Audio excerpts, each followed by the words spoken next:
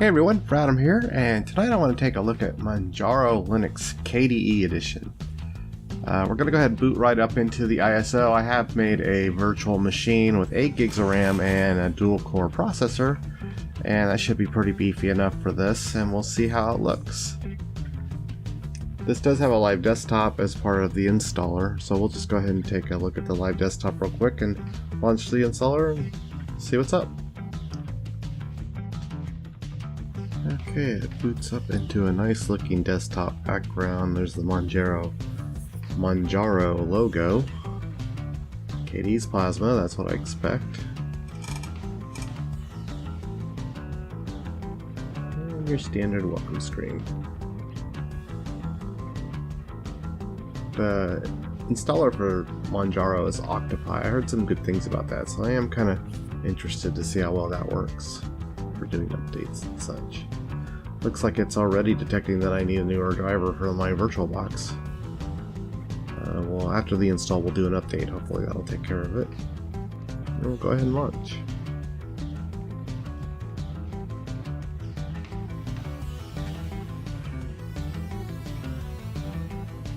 Pretty standard installation screens.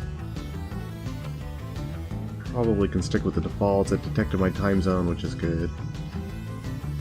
I'm always amazed when a distribution doesn't detect it, because it's not that hard using GeoIP. English defaults. Stick with it. We'll go ahead and erase the disk. Let it go with its default, no encryption.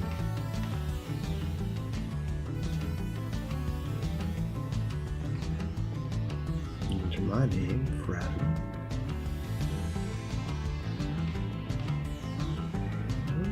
Change the machine, named it Manjaro VM, so I know what it is. Interesting that it has, you can set the root password different than the initial user. Most distros set the root password to be the same as the initial user, or they don't set a root password at all. So this is kind of cool. Different. Partition, everything looks good. Hit next. What? MS-DOS partition? I know if I was using UEFI I would need that, but I don't know. We'll just let it do its thing. Install. And go. I'm going to fast forward through this part because it does take a little bit of time.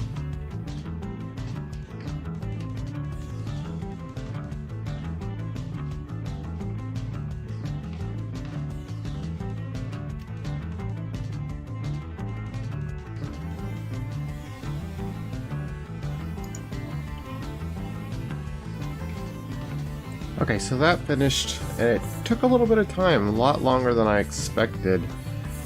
It got stuck at 25%, and I actually thought it was not going to finish. I thought it failed, so I started clicking things to see if maybe I could scoot it along. I think it was just uncompressing its image, and it just took a while, and it just didn't update the percentage.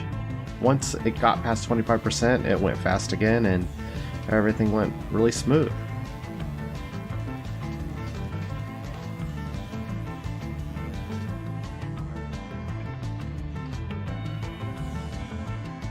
Let's go ahead and reboot and take a look at this system. We'll do an update, see what that's like. And it's typical grub menu. So it is using grub. I thought maybe the reason it wanted that DOS partition was for the, maybe it was using system deboot. But no, it's definitely a grub menu. So I'm not sure why it has the DOS partition. I don't typically set up DOS partitions when I use grub, so normal looking logged in screen, so we'll go ahead and log in. Notice it's not full screen yet. The mouse isn't trapped into that small area, so it just didn't stretch the background image. Being a new clean system, it should boot up, to the desktop pretty fast. So we might see some flickering. That's an artifact of the VM environment and OBS. I know there's a fix for it, but I can never seem to remember how to do it. Alright, there's our splash screen. We'll turn that off. Don't need that thing annoying me all the time.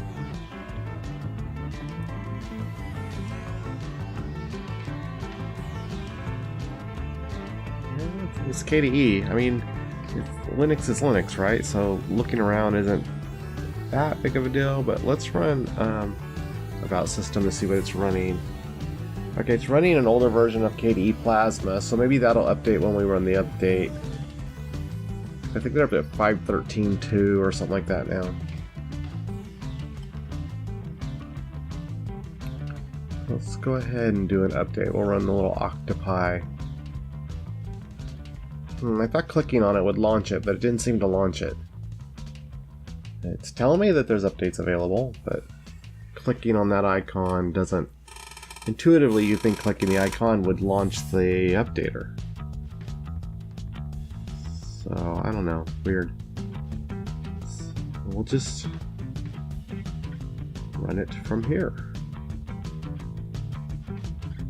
I've never used Octopi before, so I'm going to stumble through this.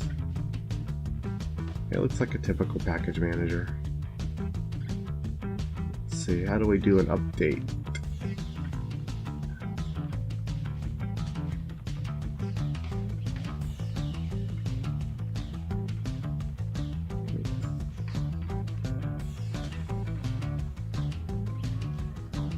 Oh, there it is. Oop. System upgrade.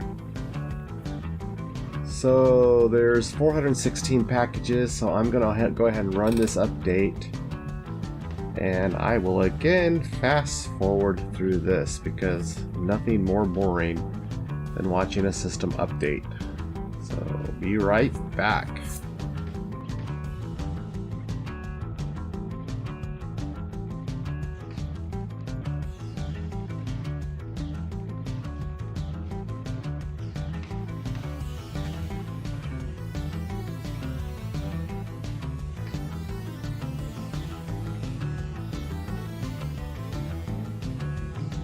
Wow, it failed.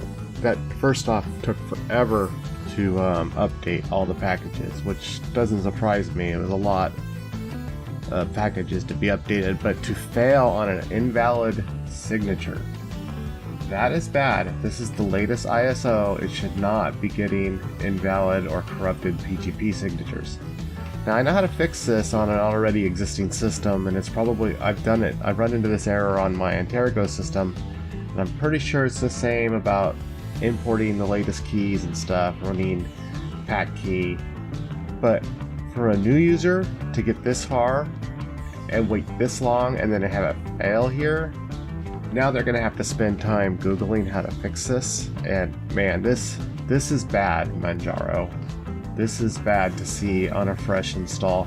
And the fact that there's 400 and something packages to update, that's insane. You guys really need to update your ISO more often. If there's that big of an update in the chain, your ISO needs to be updated. So I'm really disappointed in this. It doesn't make me feel very happy to see this type of stuff.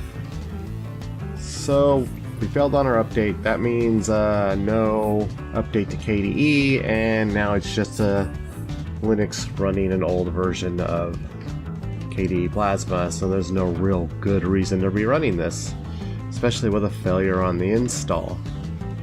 So I'm gonna just kind of leave it here at this point and give my final impression that it looked promising at first, but I wouldn't recommend this to someone new to Linux for two reasons. One, the installer with that stall at 25%, that's kind of confusing. We're used to seeing constant feedback about update percentages, and then having it fail on the upgrade, that's just bad mojo, guys. Would I recommend it? Not to a new user. Someone who's been running an Arch-based Linux for a while, sure, because you know how to fix the key issue. Oh, by the way, I don't know if I mentioned it, this is Arch-based, it's a rolling release. That's why I wanted to look at it. I've always recommended Manjaro, and Manjaro's latest installer's been kind of flaky too. So, who knows. Anyways, that's Manjaro KDE installer, latest ISO image, and I hope you enjoyed this. If you did, please give it a like and feel free to share. And I hope you have a great night. Thanks a lot, and take care.